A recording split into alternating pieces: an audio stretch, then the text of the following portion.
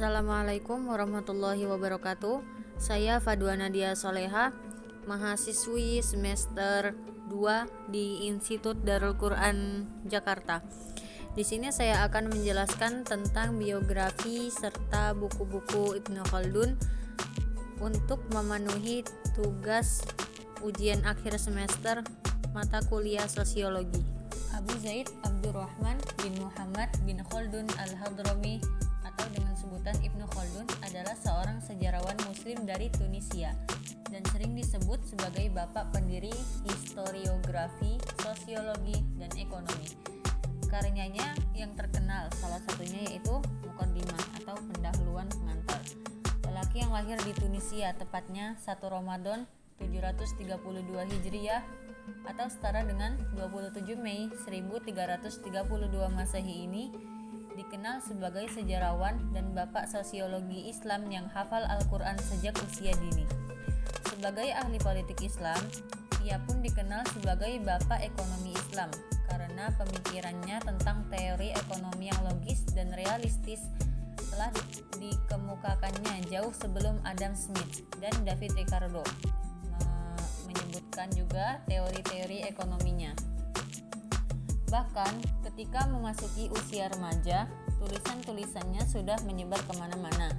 Tulisan-tulisan dan pemikiran Ibnu Khaldun terlahir karena studinya yang sangat dalam, pengamatan terhadap berbagai masyarakat yang dikenalnya dengan ilmu dan pengetahuan yang luas, serta ia hidup di tengah-tengah mereka dalam pengembaraannya yang luas pula. Dalam kepemimpinan negara, Ibnu Khaldun menyampaikan bahwa suatu negara maksimal dapat bertahan selama 120 tahun. Ia juga membagi masa berdirinya sebuah negara menjadi 3 periode, yakni dengan periode pertama, yaitu perkembangan sebuah negara. Pada zaman ini, umumnya negara dipimpin oleh pemimpin yang kuat, sabar, dan piawai dalam mengatasi persoalan negara. Periode kedua, pemimpin negara hanya mewarisi kekuasaan dari para pemimpin sebelumnya, karena pemimpin baru tidak merasakan kesusahan dalam mendirikan sebuah negara. Kekuatan yang diperoleh pemimpin baru juga merupakan warisan dari pemimpin yang lama. Pada periode ketiga, yakni periode terakhir, para pemimpin negara telah mendapatkan wilayah kekuasaan dalam negara. Mereka juga memperoleh harta dan jabatan penting di dalam negara. Para pemimpin negara pada periode ini cenderung memerintah dengan santai. Mereka hanya menikmati kenikmatan yang diperoleh dari jabatannya. Kondisi pemimpin negara pada periode ketiga merupakan yang paling umum menyebabkan sebuah negara berakhir.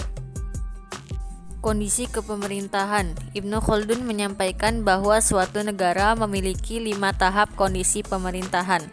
Tahap pertama adalah tahap pendirian dan pertumbuhan negara. Para pendiri negara memiliki sifat fanatisme dalam perjuangan dan pertempuran dalam memperoleh kekuasaan. Pembagian kekuasaan di antara para pejuang ini dilakukan melalui kesepakatan bersama. Tahap kedua yaitu tahap monopoli, kekuasaan oleh para diktator. Para pemimpin saling berebut kekuasaan untuk dimiliki olehnya bersama dengan keturunannya. Dalam kekuasaan ini, para diktator berusaha memperoleh nama baik, keluasan kekuasaan, dan jabatan penting dalam negara. Tahap ketiga yaitu masa kekosongan dan ketenangan. Pada tahap ini, pemimpin negara hanya mengumpulkan hasil dari kekuasaannya. Tahap keempat merupakan tahap peniruan dan ketundukan kepada para pemimpin terdahulu. Pada masa ini muncul keyakinan bahwa tradisi dari pemimpin terdahulu merupakan suatu bentuk kebaikan. Tahap kelima adalah masa pemborosan dan pembentukan pertemanan yang buruk. Pada tahap ini, orang-orang yang gemar memberikan nasihat bijak akan diasingkan. Karya-karya lain Ibnu Khaldun yang bernilai sangat tinggi diantaranya At-Ta'rif bi Ibnu Khaldun, Muqaddimah, dan Lubab al-Muhasal fi Usuluddin.